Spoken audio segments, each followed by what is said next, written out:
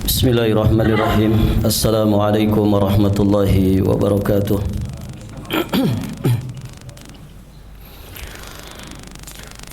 Alhamdulillahilladzi arsala rasulahu bil huda wa dinil haqq liyudhhirahu 'ala ad-dini kullihi wa kafa billahi shahida. Asyhadu an la ilaha illallah wahdahu rabbi la syarikalah wa asyhadu anna Muhammadan abduhu wa rasuluh.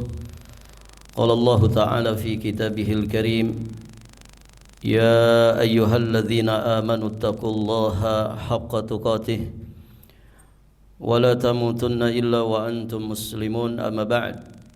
Allahumma inna nas'aluka ilman nafi'an wa na'udzu bika min ilmin la yanfa'. Para hadirin, ikhwati fid din wa akhwat fillah, rahimani wa rahimakumullah. Alhamdulillah, pada malam hari ini kita dimudahkan Allah untuk kembali melanjutkan pelajaran kita, masih di pembahasan Aqidatus Salaf di poin ke-118, dan kita masih membahas sekitar 15 hadis yang menegaskan adanya azab dan nikmat kubur. Hadis pertama sudah kita bahas. Berikut faidah-faidah yang disampaikan oleh penulis berkaitan dengan hadis tersebut. Berikutnya kita masuk di pembahasan hadis yang kedua. Di antara hadis yang menegaskan tentang nikmat dan azab kubur adalah hadis yang diterima dari jalan sahabat yang mulia Anas bin Malik radhiyallahu taala anhu. Dikeluarkan oleh Imam Al-Bukhari, Imam Muslim, dan juga para imam hadis yang lainnya. Sahabat Anas bin Malik menyampaikan, anna Rasulullah sallallahu alaihi wa alihi wasallam qala, bahwasannya Nabi sallallahu alaihi wasallam beliau bersabda, innal abda idza wudi'a fi qabrih wa tawalla anhu ashabuhu wa innahu la yasma'u qur'ani alihim atahu malakani fayuqidanihi fayaqulani lahu ma kunta taqulu fi hadzal rajul, yakni Muhammadun sallallahu alaihi wasallam. Kata Nabi, sesungguhnya seorang hamba apabila telah diletakkan di dalam kuburnya dan telah berlalu darinya sahabat-sahabatnya, maksudnya para pengantar jenazah, sungguh dia mendengar suara langkah sandal-sandal mereka, maka datanglah kepadanya malakan, dua malaikat, lalu keduanya mendudukkannya, kemudian keduanya bertanya, apakah yang engkau katakan tentang laki-laki ini? Yang dimaksud adalah Nabi Muhammad sallallahu alaihi wa alihi wasallam. Jadi salah satu soal atau salah satu soal ujian di alam kubur, kita akan ditanya tentang Nabi Muhammad. Apa yang engkau katakan tentang sosok laki-laki ini? Fa ammal mu'minu fayaqulu asyhadu annahu abdullahi wa rasuluh.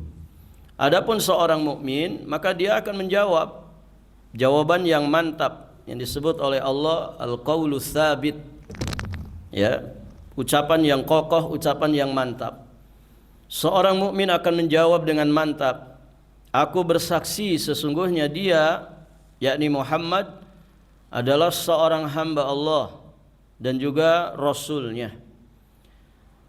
Fayuqalu lahu unzur ila maq'adika minan nar qad abdalakallahu bihi maq'adan minal jannah.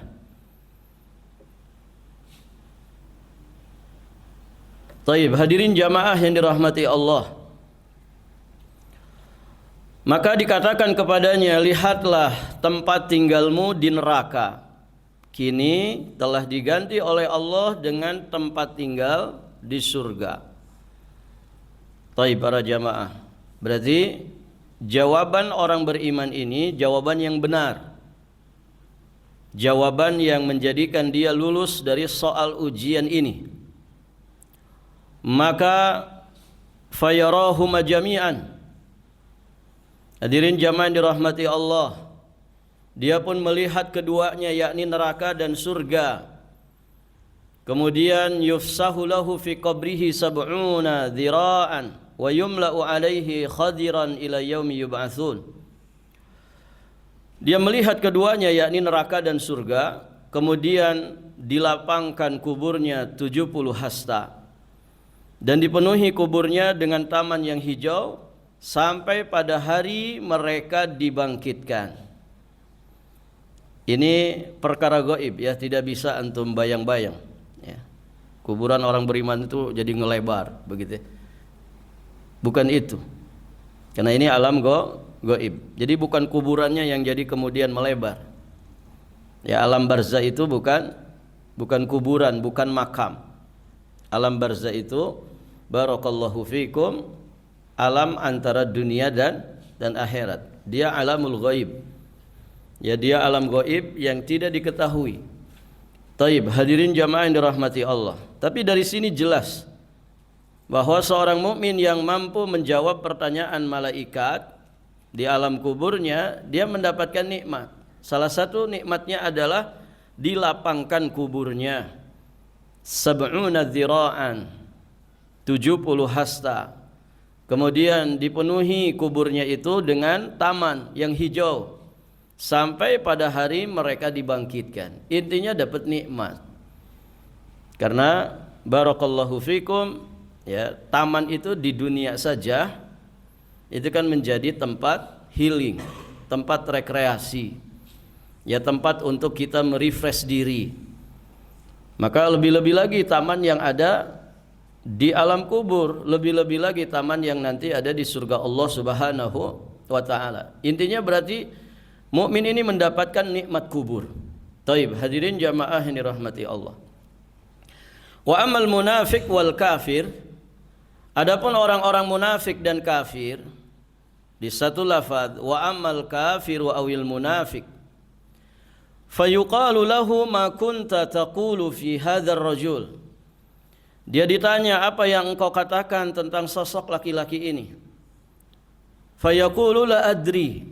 Si mu'min, si kafir ini dan si munafik ini, dia mengatakan la adri, aku tidak tahu.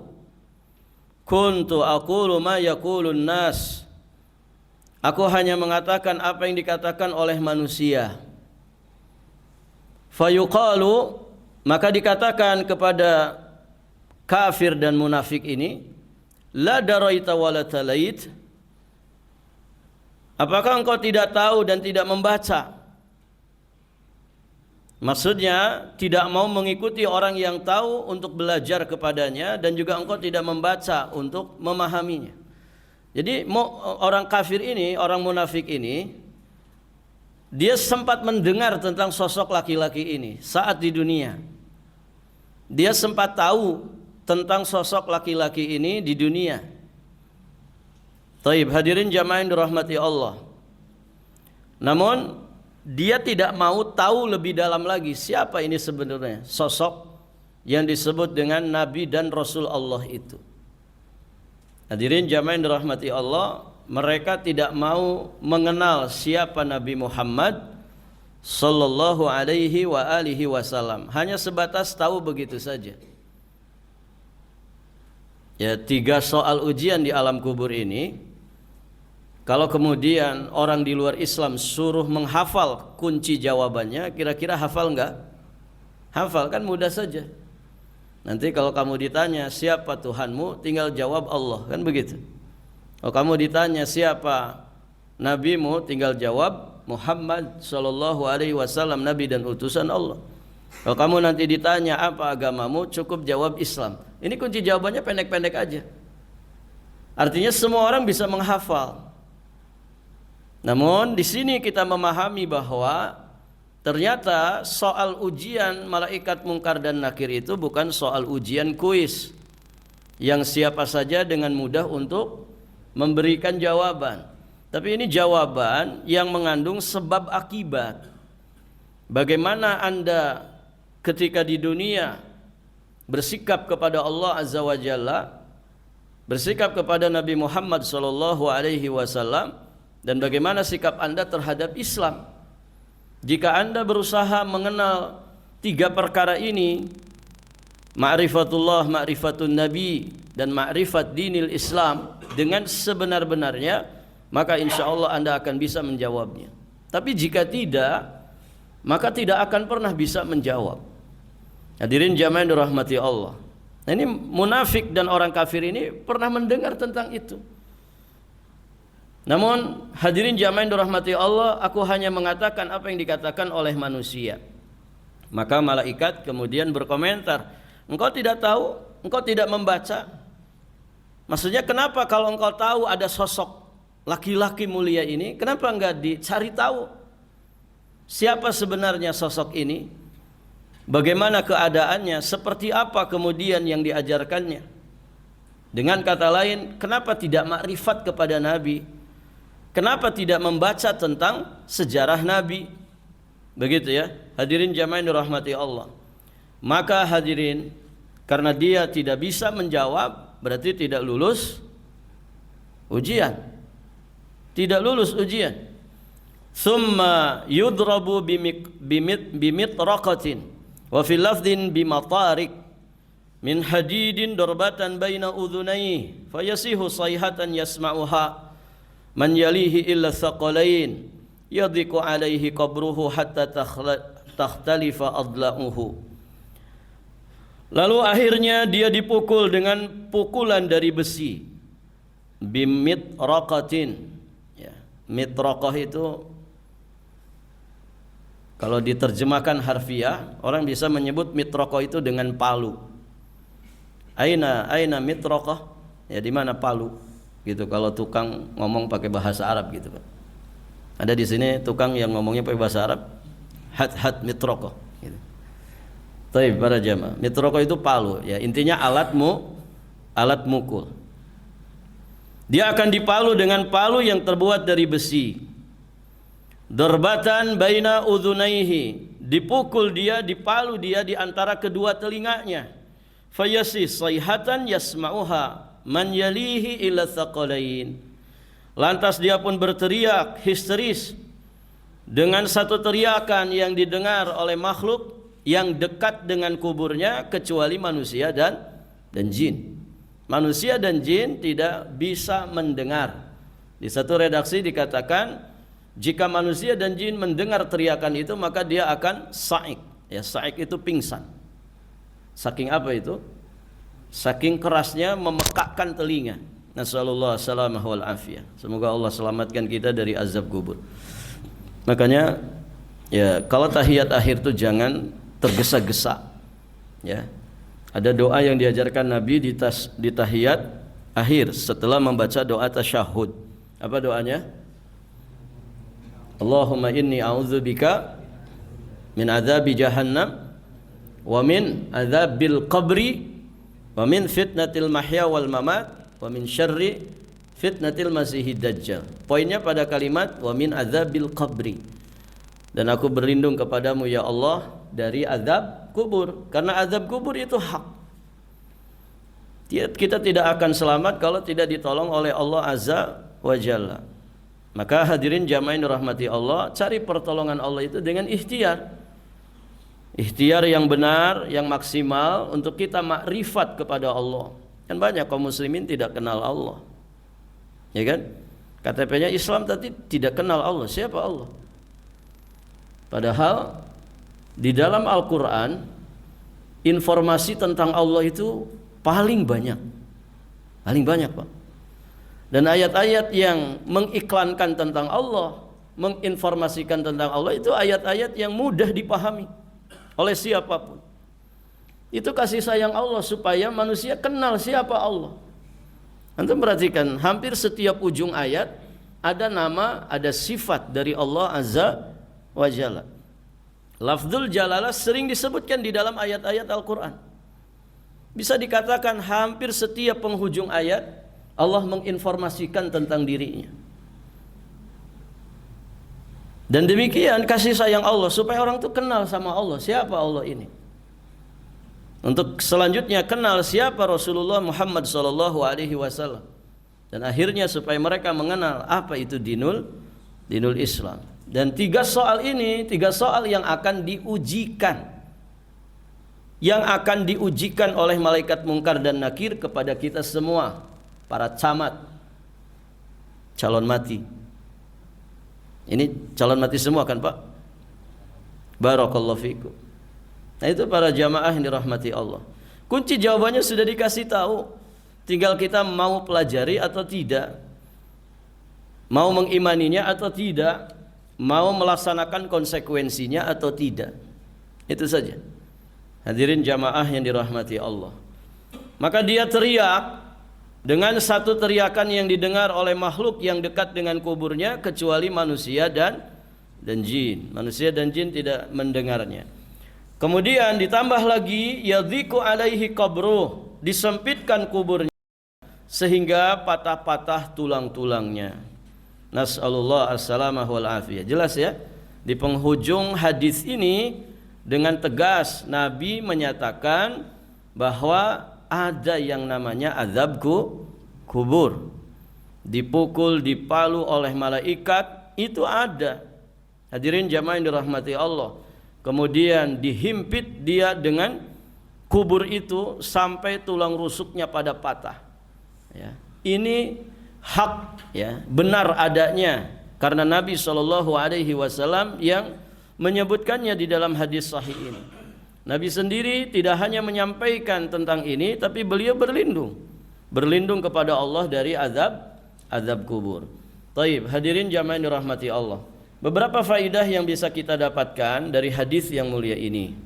Pertama, jelas dari hadis yang mulia ini menunjukkan adanya pertanyaan atau soal ujian, soal jawab di alam kubur. Hadirin jamaah yang dirahmati Allah. Dan itu ujian paling krusial, gitu ya, paling menentukan Pak, gitu ya. Makanya di hadis sebelumnya kan Utsman itu sampai menangis. Kenapa ya?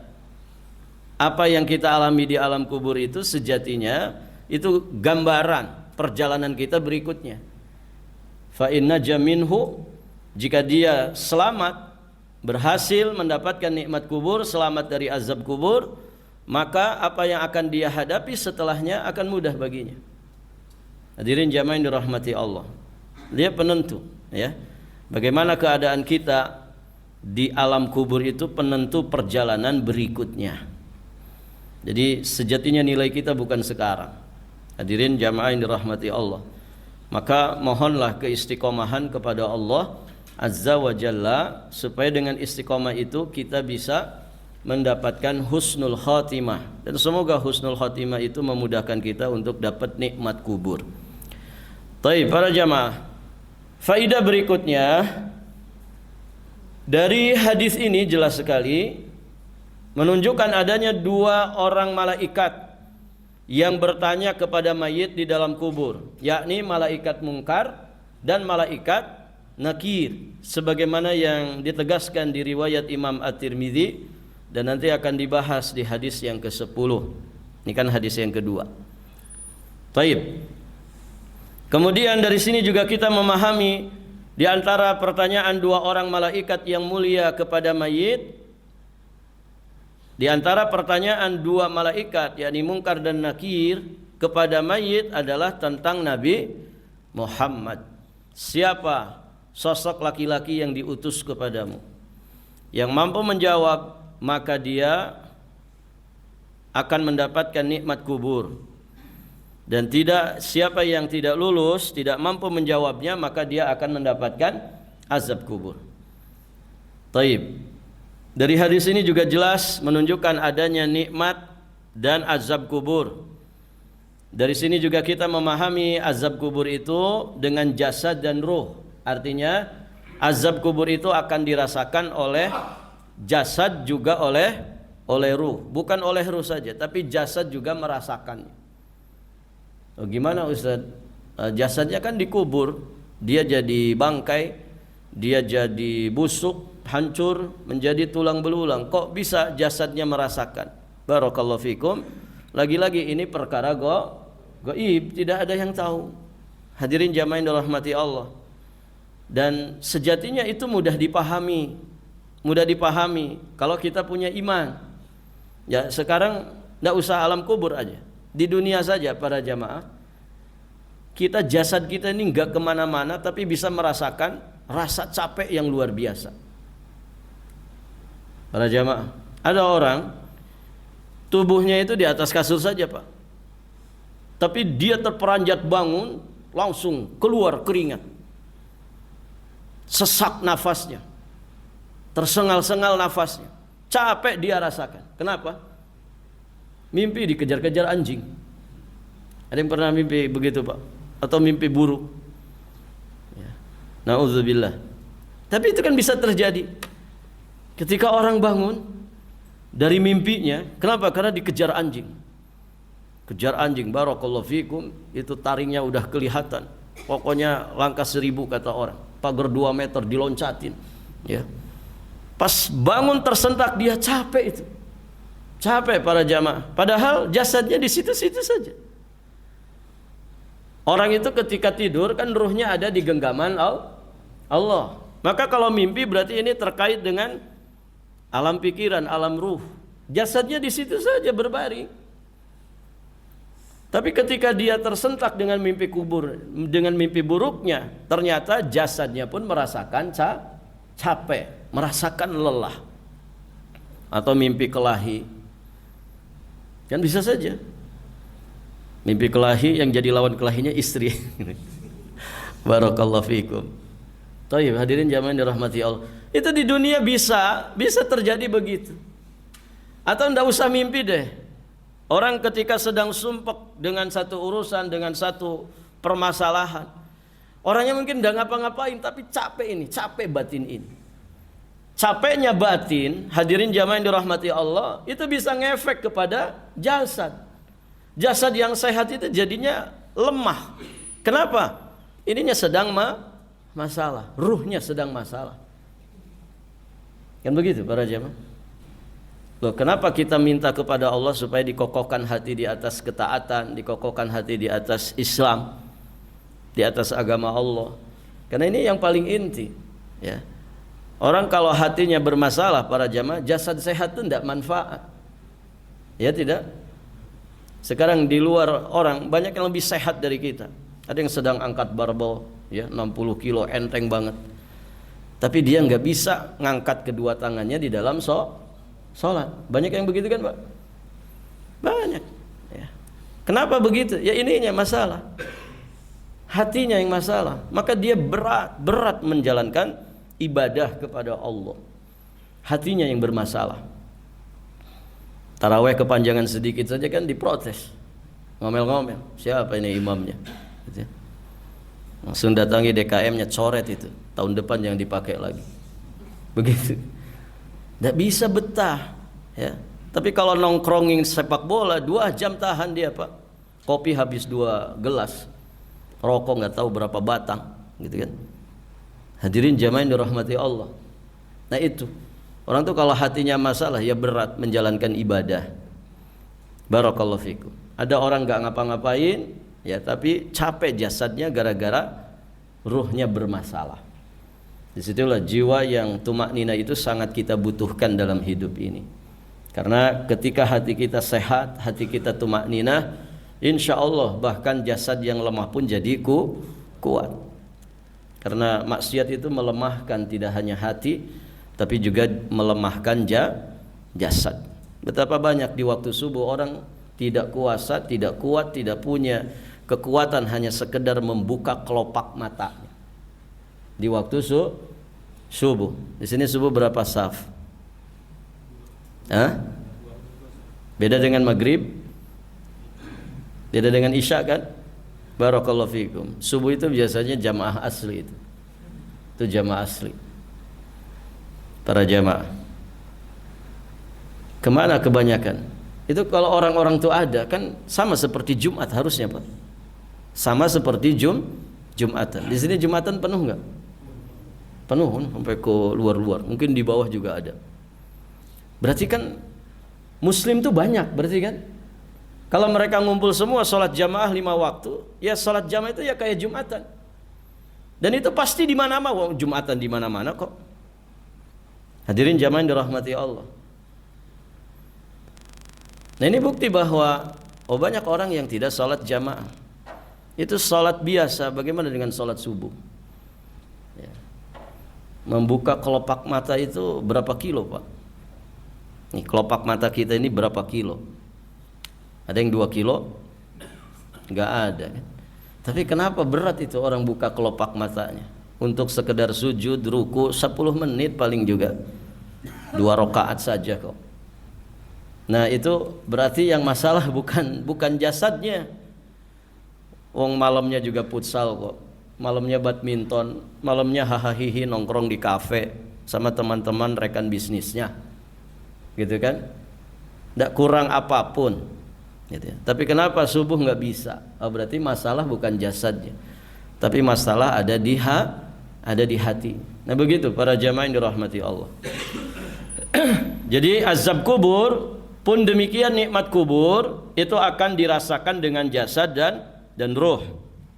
Berikutnya, di alam kubur nanti akan diperlihatkan tempat tinggal yang akan ditempati pada hari kiamat. Apakah surga ataukah neraka?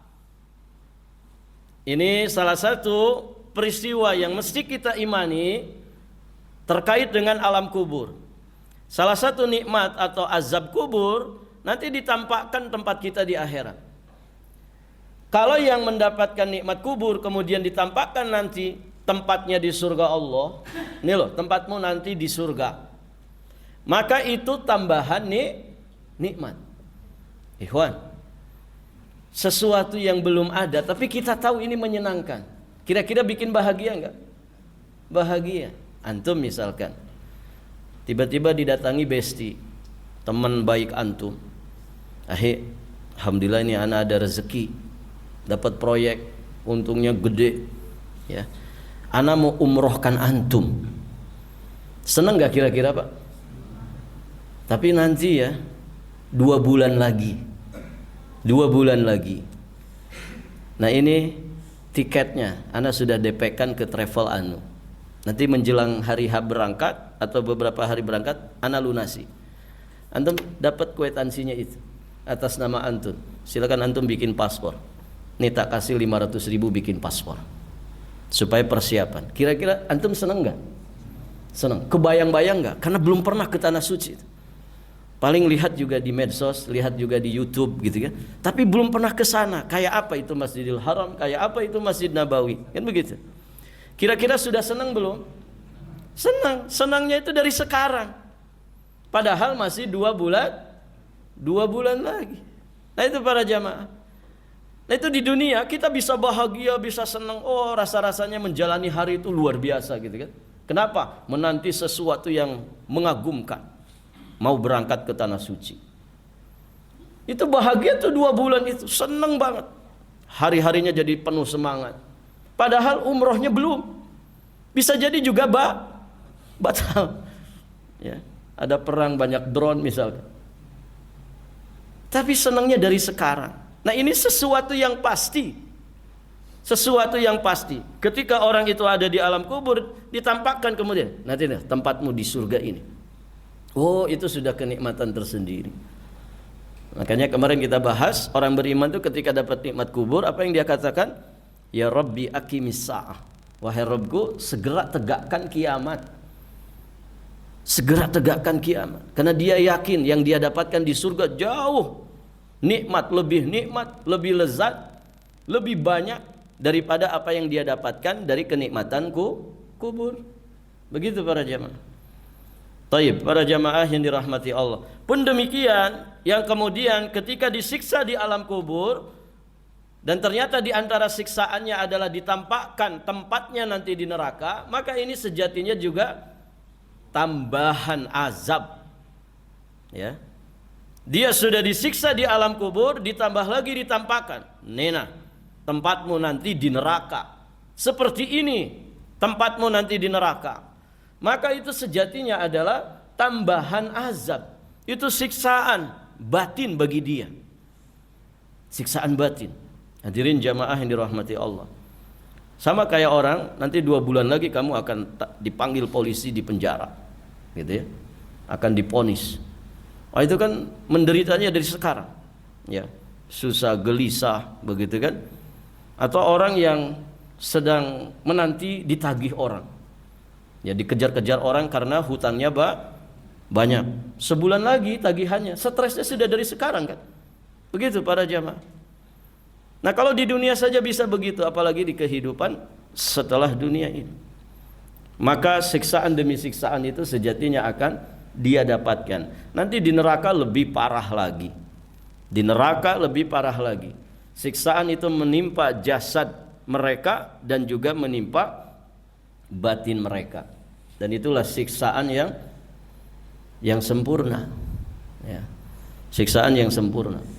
Orang mukmin yang punya iman mungkin hidupnya tersiksa di dunia, tapi batinnya tidak tersiksa, maka dia tetap bahagia. Susah mungkin ekonominya, seret rezekinya, mungkin dia bukan siapa-siapa di dunia ini, tapi dia punya batin yang tumakninah, maka orang ini pasti bahagia, ya, karena intinya adalah batin. Sehingga penderitaan yang dia rasakan secara fisik itu sama sekali tidak memberikan pengaruh apa-apa. Kenapa? Ya batinnya batin yang tumakninah. Taib hadirin, makanya orang-orang soleh terdahulu kalau ditimpa musibah itu malah bertahmid kepada Allah, malah syukuran, gitu ya. Nah, itu gambaran bahwa jiwa mereka ini jiwa yang tenang, ya, jiwa yang tenang, tidak mudah terpengaruh apapun. Taib hadirin jamaah yang dirahmati Allah. Berikutnya, azab kubur dapat didengar oleh makhluk yang berada di sekitar kubur kecuali manusia dan jin. Dan ini petunjuk dari Nabi. Mesti kita imani, kita yakini. Ya, manusia dan jin tidak bisa mendengar, ya, azab seseorang yang diazab di alam kuburnya. Berarti makhluk yang lain bisa dengar? Bisa. Bagaimana cara mereka mendengar? Allahu a'lam. Taib, hadirin jamaah yang dirahmati Allah. Kemudian yang ke-8, ini poin penting. Pertanyaan 2 malaikat kepada mayit berjalan langsung ketika mayit telah diletakkan atau ditanam. Ya, adapun kebodohan yang biasa beredar di tengah-tengah kaum muslimin bahwa katanya mayit baru ditanya oleh malaikat apabila orang-orang mengantarkannya telah berjalan 7 langkah dari kuburnya. Ini keyakinan yang tidak ada asal usulnya, ya. Walaupun sebagian penjelasan menyatakan maksud dari 7 langkah itu adalah simbolis, ya, saat suasana kubur mulai sunyi dan pengantar terakhir meninggalkan kubur, gitu ya. Namun ala kulli hal ini perkara gaib. Kalau dari zahir hadis, ketika diletakkan langsung, ketika diletakkan, ya, mayit itu, hadirin jamaah yang dirahmati Allah, maka 2 malaikat itu sudah mulai datang untuk mendudukannya dan untuk memberikan 3 soal ujian tadi. Taib, hadirin jamaah yang dirahmati Allah. Kita bisa tambahkan faidah yang lain, ini tambahan dari saya. Pada kalimat la daraita wa la talait, ada kalimat ketika malaikat berkomentar saat orang munafik dan orang kafir, dia tidak bisa menjawab pertanyaan dengan mengatakan la adri, aku enggak tahu, aku tidak tahu, aku hanya mengatakan apa yang dikatakan oleh manusia. Aku pernah mendengar manusia mengucapkannya, aku pun pernah mengucapkannya, tapi aku enggak tahu sama sekali. Taib, maka dikomentarikan oleh malaikat, la darait wa la talait. Apakah engkau tidak tahu dan tidak membaca? Nah, di sini ada pelajaran bagi kita bahwa 3 ilmu ini para jamaah, ma'rifatullah, ma'rifatun nabi, dan ma'rifat dinil Islam, ini tidak boleh taklid. Betul-betul harus dipelajari. Bagaimana ma'rifat kepada Allah, bagaimana ma'rifat kepada nabi, bagaimana ma'rifat kepada dinul Islam. Ini ilmu yang fardu ain. Tidak boleh kita taklid. Harus betul-betul duduk dipelajari untuk kemudian diimani dan dipraktekkan dalam kehidupan sehari-hari apa yang menjadi konsekuensinya. Makanya kecerdasan para ulama dan juga kasih sayang mereka kepada umat, mereka menulis bagaimana cara kita makrifat kepada Allah yang benar. Karena banyak orang yang ngaku-ngaku makrifat kepada Allah, tapi tidak benar modelnya, bukan dengan petunjuk Allah dan Rasulnya. Makrifat kepada Nabi, makrifat kepada dinul Islam. Ya, di antaranya apa yang ditulis oleh Syekh Muhammad At-Tamimi An-Najdi Al-Hambali alaihi rahmatullah. Ya, beliau punya satu risalah namanya Thalathat Al-Usul, 3 landasan utama di dalam beragama, yang inti pembahasannya 3 makrifat ini. Bagaimana kita makrifat kepada Allah, makrifat kepada Rasulullah, dan makrifat kepada dinul Islam. Nah, ini penting ini. Ini ilmu fardu ain. Dan para jamaah, 3 soal malaikat ini hajat kita untuk memahami dan mempelajari serta nanti berusaha untuk bisa berhasil menjawabnya, itu melebihi semua hajat yang ada di dunia ini. Ini bekal mati yang paling penting. Hadirin jamaah yang dirahmati Allah. Nah, banyak di dunia ini orang ya ngoyok terhadap dunia untuk mempersiapkan bekal masa tua, kan begitu kata orang. Kenapa Pak semangat banget gitu ya? Biar ada bekal masa tua. Bagus, tidak apa-apa. Selama itu halal dan thayyib, selama itu tidak melalaikan kita dari kewajiban-kewajiban yang ada di dalam agama ini. Tapi sejatinya ada persiapan yang lebih mendasar, namanya persiapan bekal mati. Bukan persiapan bekal tua, karena bisa jadi usia kita tidak sampai usia tua. Yang paling mendasar itu bekal mati. Ingat, kita ini mau mati, semua akan mati. Hadirin jamaah yang dirahmati Allah. Dan itu sesuatu yang diyakini oleh siapapun. Namun perbedaannya, ada yang kemudian mempersiapkan bekalnya, ada yang kemudian tidak mempersiapkan bekalnya. Nah, itu para jamaah yang dirahmati Allah Subhanahu wa taala. Ada pelajarannya di sini? Buku Thalathatul Usul sudah hatam. Ada yang pernah bahas belum? Belum. Ya, itu kitab ringkas saja para jamaah, matannya ringkas, tapi kalau dijabarkan, masya Allah banyak sekali faidahnya. Baik, berapa menit lagi nih? 2 menit. Baik, cukup saja ya, berarti sampai di sini saja. Insyaallah taala nanti kita lanjut di hadis yang ketiga, masih di pembahasan hadis-hadis tentang azab dan nikmat kubur. Demikian, barakallahu fikum. Subhanakallahumma bihamdik asyhadu an la ilaha illa anta astaghfiruka wa atubu ilaik. Assalamualaikum warahmatullahi wabarakatuh.